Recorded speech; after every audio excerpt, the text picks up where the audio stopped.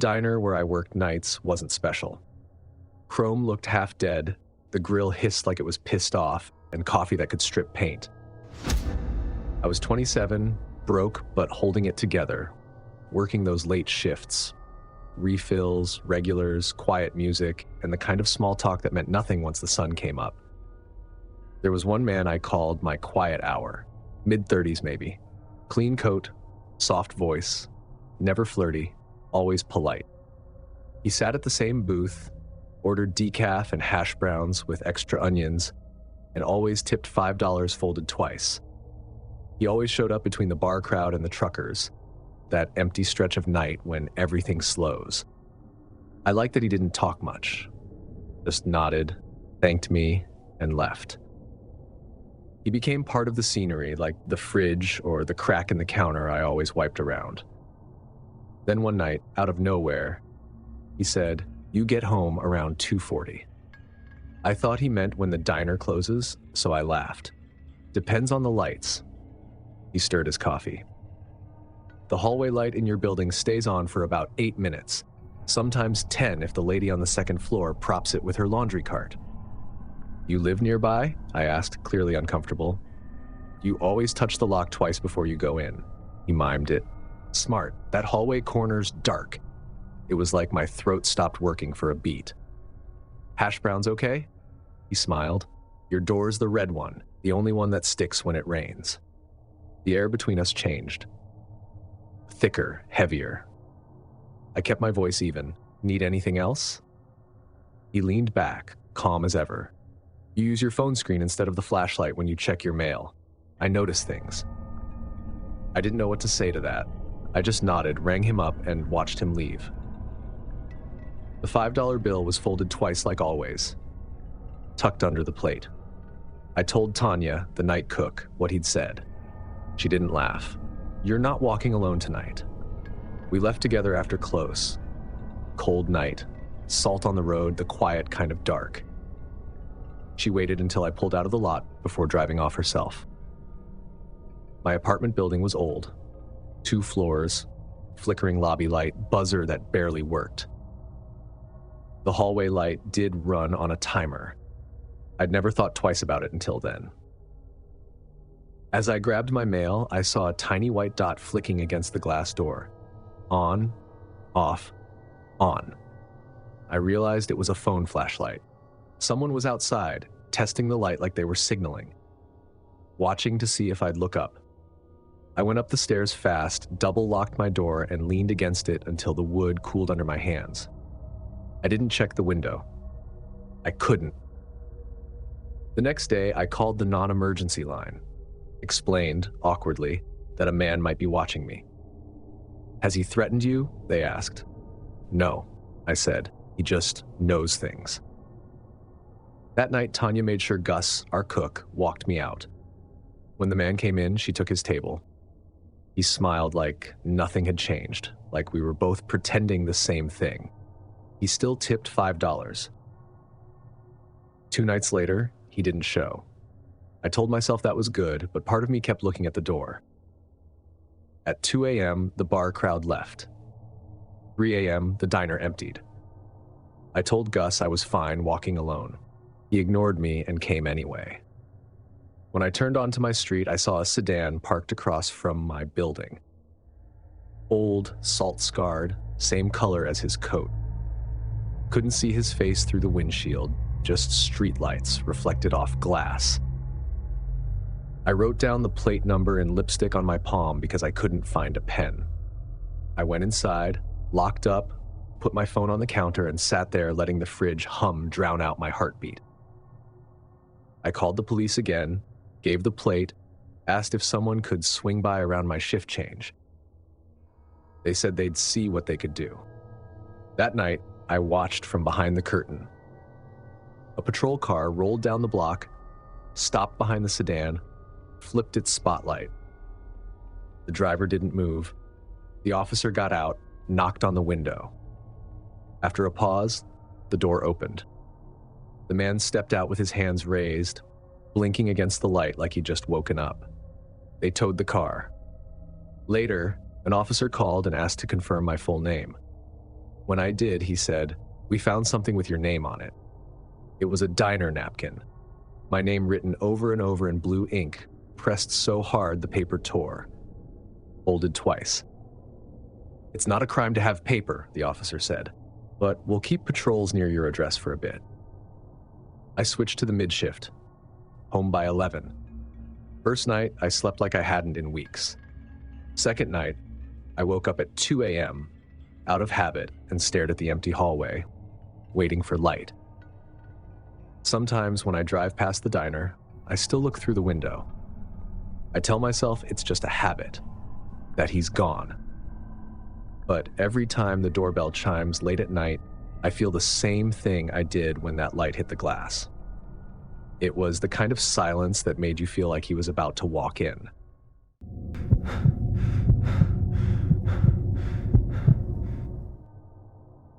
I don't scare easy. Not really. 46, 3 kids grown, 2 knees that complain louder than I do. I clean what people don't want to think about, and I try to leave a place better than I found it. I've cleaned for 25 years. You stop flinching at strange sounds after a while. Pipes, vents. The hotel had just finished renovations, which really meant new paint on old concrete. They assigned me the lower wing because I don't complain about quiet shifts.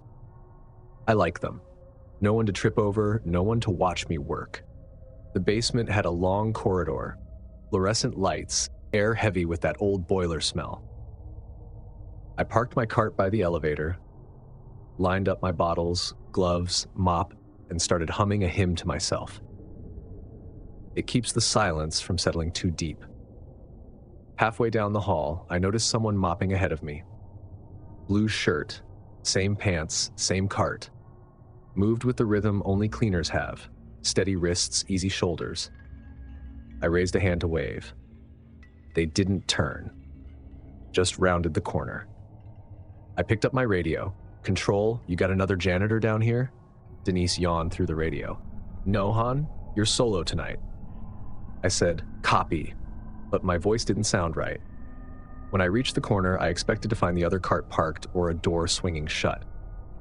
Instead, the hallway ended in a dead wall. I stood there, the mop dripping against my shoe. Maybe they sealed a door during renovations. Maybe a security guard cut through. You tell yourself stories to stop your brain from making worse ones. "Denise," I said into the radio, "you sure nobody came down here?" She paused. "Want me to send security?" "Not yet," I said. "Let me check something." I left my cart mid-hall and walked to the end wall. I put my hand on it. Cool. Sounded hollow when I knocked, but I didn't test it twice. The elevator dinged behind me. The basement ding doesn't sound cheerful, more like someone saying the word ding without meaning it. The doors opened. Nobody stepped out. The floor inside was wet. A mop leaned against the wall, head dripping. I waited for the doors to close, but the sensor thought someone was there. When I stepped forward, I touched the mop with my glove. It was cold, freshly used. The radio crackled. "Security's on the way," Denise said. No question this time. When the guard arrived, I told him what I saw. A cleaner, same uniform, walked ahead, disappeared. He checked the whole hall. Came back shaking his head. "No one down here," he said. "Camera shows only you." I wanted to believe him, but my eyes kept drifting to the elevator doors. They looked too clean, like someone had wiped them from the inside. I took my cart upstairs, cleaned the first floor instead, then came back down just before clock out. The floor had dried, dull again. No water, no footprints, no mop. Only the faint smell of bleach that lingers when someone's been thorough. The next morning I quit. Told them the schedule was too hard on my knees. They said they understood. A few weeks later, I ran into Rosa from laundry at the grocery store. We were both reaching for frozen peas when she said, "You heard about the other cleaner, right? The one who died of a heart attack before the renovation? They sealed the old service door down there. His hallway got walled off." I just smiled and said, "No, I was off that week."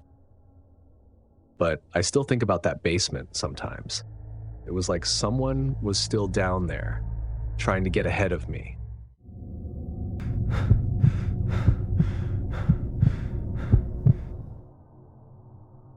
I clean a downtown gym on the overnight shift. The hours no one wants. It's quiet in a weird way. All hum and flicker. The AC never stops, treadmill screens blink on, and the exit signs make red islands on the walls. I'm saving for community college, trying to stay invisible and reliable. My nights start upstairs. Weights floor, cardio, then the locker rooms. The place smells like eucalyptus, rubber, and bleach that never leaves. I keep earbuds in one ear so I can hear if someone walks in. After midnight, it's just me and my cart, towels folded tight, bottles lined up. That night, everything was ordinary until a locker door slammed. Sharp metal on metal.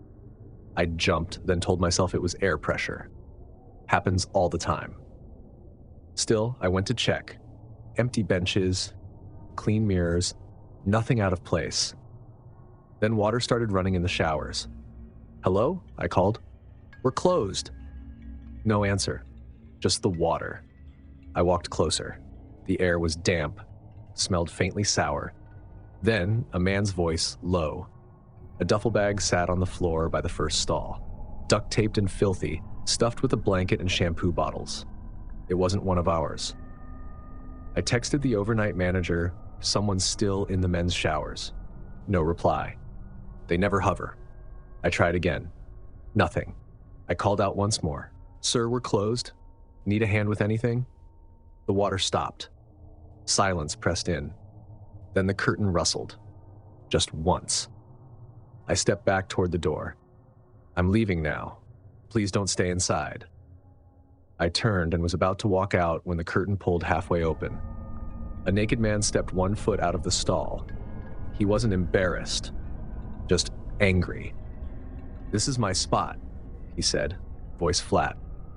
"I'm not here to take anything," I said, hands raised. "We're closed. I'm calling someone to help." "Don't touch my things," he snapped, looking at the bag. "You people take everything." "I'm leaving," I said, and backed out. My hands shook enough that the keys almost slipped when I locked the door from the outside. I ran to the office, shut myself in, and dialed 911. "There's a man in the showers. He says he lives here." The dispatcher kept me on the line while I gave the address. Through the vent above, I could still hear water running again, then shutting off, then running. Like he couldn't decide if he was done. The cops arrived fast. 2 officers went in while I watched the hallway camera. For a while, nothing. Then one of them called, "Sir, step out of the shower." Another pause. A curtain ring scraped. Then the man's voice, "No." When they let him out, wrapped in a towel, his face was empty. He mumbled, "Clean water, clean water." They didn't cuff him, they just guided him past me without looking. After they left, I texted my manager again. Police removed a man from the showers. "Please call me." No response until morning. When I showed up the next night, the day manager, Adam, asked to talk. He had that fake calm tone people use when they're rehearsing bad news. Turns out he'd been living in the ceiling ducts, he said. There was a panel loosened from the inside. Blankets, bottles, even a flashlight. He must have dropped into the locker room after close. He rubbed his beard and added, "Not the first time, apparently." I didn't ask for details. I didn't want them. He told me they were adding tape seals on doors and new cameras. Just precaution. I still work nights, but not alone anymore. There's another cleaner now, Jay, who cracks tired jokes to keep the silence busy. When I hear running water behind a closed door, I wait longer before checking. Sometimes I just stand outside and listen until I'm sure it's only a leaky pipe. Still, every time I push that locker room door open, I look up at the vents. One corner has a faint smudge where the paint doesn't match, maybe where the duct panel used to be. I tell myself it's just light playing tricks.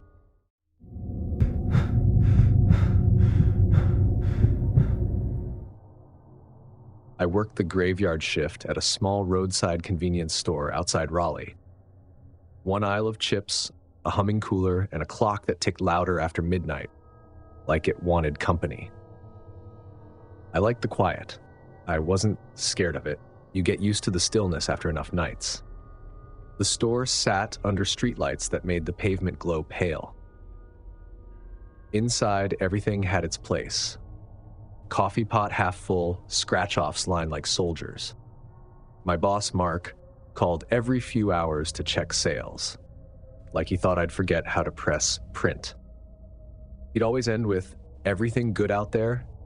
And I'd tell him yes, because it was. Most nights, it really was. The alarm system was old but reliable. A motion sensor in the stockroom was tied to a small panel near the office door. If anything moved, it beeped twice and sent a chime through the store, 2 notes that sounded like a door opening. At 12:18 a.m., it went off. Ding dong. The panel light blinked. I checked the mirrors. Nothing. No headlights outside either. I reset the alarm, went into the stockroom, and waited for the ceiling light to flicker on. The shelves were lined with chips, ramen, and bottled drinks. The back door was locked, deadbolt tight. Nothing moved. Back at the counter, I poured myself coffee and told myself it was a glitch. 5 minutes later, ding dong. I looked up at the mirror again. Empty. I reset it again, slower this time, watching the tiny red light fade. Then I texted Mark. Alarms acting up in the back again. Reset twice. He sent a thumbs up emoji, which felt about right for how much he cared. At 12:31, the chime went off a third time. I sighed, grabbed the flashlight, and went back. The sensor blinked as soon as I stepped inside, like it had been waiting. I stared up at it. No bugs. No movement. I tapped the shelf with my hand, waited. Nothing. The light went still. Fine. I shut the door behind me, checked the back again, then headed out. I was halfway to the counter when it beeped again. Twice. Quick, too close together. That time, I felt it in my chest. I turned around and stared at the stockroom door. The light under it shifted, like someone moving inside. I killed the chime on the panel and knelt to check the wiring, trying to stay practical. The kind of person who focuses on screws instead of fear. While I adjusted the panel, the store went quiet enough to hear my own breathing. Then, layered under that, another sound. Wet, uneven breathing. Not mechanical, not through a wall. Human. It came from the other side of the stockroom door. I froze. Not in that dramatic movie way, but in the I don't want to make a mistake way. The breathing came in short bursts, followed by a throat sound, like someone trying to catch up with air. I waited, hoping it would stop, but it didn't. I opened the door a few inches, just enough to shine my flashlight through. The beam slid across boxes, then water bottles, then stopped. Behind a stack of ramen, something shifted. Through the cloudy plastic wrap, I saw it. A face pressed against the other side of the shelf. Filthy hair matted to the forehead, eyes wide and glassy, blinking too fast. The nose flattened against the plastic, mouth half open. Their breath fogged the wrap, then cleared, then fogged again. I didn't say a word. I just started moving backward, flashlight aimed at the floor so I wouldn't spook whoever that was. When I reached the door, I let it rest in the frame instead of shutting it. The quiet click felt too loud. Back at the front, I went outside and called 911. There's someone in my stockroom. I can hear them breathing through the shelves. The dispatcher asked if I was safe. I said yes, because I was behind a door, but it felt like a lie. She told me to stay on the line until officers arrived. When the sirens finally reached the highway, I didn't realize I'd been holding my breath until the dispatcher said, "They're there." 2 officers came in with flashlights, moving like people used to being the calm ones. I stayed behind the counter while they checked the stockroom. They didn't shout, just whispered back and forth. "Back wall's clear. Check the vent." A minute later, yeah, found it. They came out holding a metal vent cover. Behind it, there was a dark crawl space. They said it led to a maintenance duct big enough for a person to squeeze through. Whoever had been there was gone. The officers found a blanket and an old hoodie. One of them looked at me and said, "This kind of thing happens all the time." They stayed another 15 minutes checking the perimeter, then left. When they were gone, the store felt smaller. The clock ticked louder, the cooler hummed harder, and I couldn't stop staring at the back door. Mark showed up just before sunrise, hair slicked back, pretending he hadn't slept through all my texts. "You good?" he asked, like it was a formality. "Yeah," I said, though my hand said otherwise. He looked around. "Anything missing?" "No." "Good," he said. "We'll fix the vent tomorrow." That was it. No talk of cameras or safety, just tomorrow. I quit the next day, sent a short email, safety concern, not coming back, no details. A week later, driving home from a late errand, I stopped for gas near that exit. The store lights were still on. A new girl worked the counter, early 20s, earbuds in, probably thinking about something better. When I paid for a bottle of water, I noticed the stockroom door behind her. 3 layers of tape sealed it shut. When she caught me looking, she smiled and said, "Yeah, the sensor back there's weird." I nodded, told her to stay safe, and left. Sometimes I picture that face behind the wrap, eyes open, breathing in the dark. And no matter how far I drive, when I pass that exit, I always look toward the store.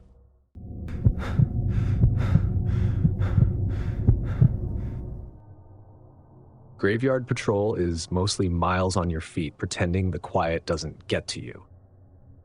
San Bernardino, 2022. I was half a year into a security job at a shipping yard, pressed between the freeway and the desert. The air always smelled like diesel and dust, and the sodium lights turned everything the color of old coins. You keep to routine, walk the lanes, check locks, log times, say plate numbers out loud so you don't lose track. Third loop that night, I spotted a truck idling in lane C, cabin light on. Nothing odd there. Drivers nap with the engine running. I cut across the pallets and came up the driver's side. Door locked, window sealed. Inside, a man sat upright behind the wheel, cap on, jacket half open, hands on his thighs, eyes fixed straight ahead. I knocked once, then twice. No blink, not even a twitch. Policy says you don't pull doors or reach in. You call it in. "Base Unit 2, I said into the radio. Got an occupied cab in lane C. Driver's unresponsive to knocks. Dispatch came back calm. "Copy 2. You need PD? Stand by." I shone my flashlight through the glass. Soda cup, torn log sheet, no sign of blood or struggle. He could have been sleeping with his eyes open. I circled toward the passenger side to check the plate. That's when he moved. Not a normal flinch. His shoulders jerked tight, then snapped outward like his body was trying to crawl away from itself. Head tilting side to side, fast and wrong. "Base 2, I said. Roll PD and medical. Male in locked cab, conscious but abnormal movement. I'm staying clear." "Copy." He still didn't look at me. He stared into the dash, jaw working, whispering words that I couldn't hear. The jerks came in tense bursts. His chest heaved too fast. A yard driver passed in a goat, slowed, then sped off. No one wants a problem that looks contagious. I kept inventory in my head to stay calm. Engine on, door locked, driver breathing, irregular motion, no weapon visible. Facts are easier than guesses. Then his hands began smacking at his sleeves, neck, chest, frantic like he was brushing off invisible sparks. He shouted, "Bugs," and started clawing at his collar. 2 cruisers rolled across the fence a minute later, lights spinning, sirens off. "Locked?" the first officer asked. "Yeah, since I got here." He tapped the glass. "Sir, can you hear me? Unlock the door." Nothing. The man yanked at his jacket, muttering. The officer looked at me. Drugs? Probably. They tried again, louder. Still nothing. One radioed for fire, the other called their location in. Request to force entry if medical cleared it. When the engine company pulled up, the air got organized. Everybody speaking in half sentences that somehow made sense. One firefighter took the pry tool, another covered with gloves and shield. The officer shouted one last time, "Step back from the window." The man didn't. He was twisting, muttering, "In my veins, get them out." The first strike cracked the glass. The second showered it in green shards. They popped the lock, swung the door, and caught him before he fell. He wasn't unconscious, just limp and trembling, eyes wide and leaking tears. "Bugs," he said again, sobbing, "under my skin." The medics moved fast. "O2 mask, fluids." "You're safe, you're okay," one kept saying while the other pinned his shoulder to thread the line. The officer looked at me once. "You saw this start?" I nodded. They loaded him onto the gurney. After they left, the truck still idled with the door open, the cab lights swinging slightly in the draft. I climbed up, killed the ignition, and wrote the report at the guard shack. 0306 hours, observed driver unresponsive. PDEMS called, subject transported. I kept it clinical. No bugs, no adjectives. When I woke up that afternoon, something kept tugging at me. I couldn't shake the image of that man sitting there, stiff, unblinking, like a body waiting for its mind to catch up. So I called the local precinct and asked about the driver. The dispatcher recognized the incident right away. She said the guy had been on a dangerous cocktail, meth, fentanyl, maybe worse. He'd gone into psychosis, convinced there were bugs crawling under his skin. "He's lucky you called when you did," she said. "He's at the hospital now. He'll live." I remember thanking her, but my hand stayed on the receiver for a while after I hung up. The relief didn't hit right away. It came with a strange heaviness, because even though I was glad he'd made it, I couldn't stop seeing him the way he looked that night. His eyes open but empty, face slack like every muscle had forgotten what living meant. The way he moved, jerky, wrong. It didn't look human, more like someone caught halfway between life and whatever comes after. That image has stuck with me more than I want to admit. Sometimes on quieter shifts, I'll catch myself staring down Lane C again. Same spot, same stretch of gravel. And for a second, I can almost see him there. The cab light hitting his face, skin gray under the glass. I'm glad I saved his life. I really am. But that night, it's one of those you don't walk away from completely. You carry it around, like a film over the world that only shows up when it's dark enough. Now I keep the patrol tighter. No lingering, no second looks. Because some things, once you've seen them, don't look back the same way again. If you also thought the scariest part wasn't the darkness, but realizing someone else was already in it, smash that like button, hit subscribe so you never miss a new scare, and tell me what story you'd never want to live. And if you think home is where you can finally rest, just wait till you see what happens when the next shift starts inside your walls. Click now to watch 4 disturbing new house horror stories. Because home isn't always the safest place. It's just the last one left. Thanks for watching. Stay alert, stay safe, and I'll see you in the next nightmare.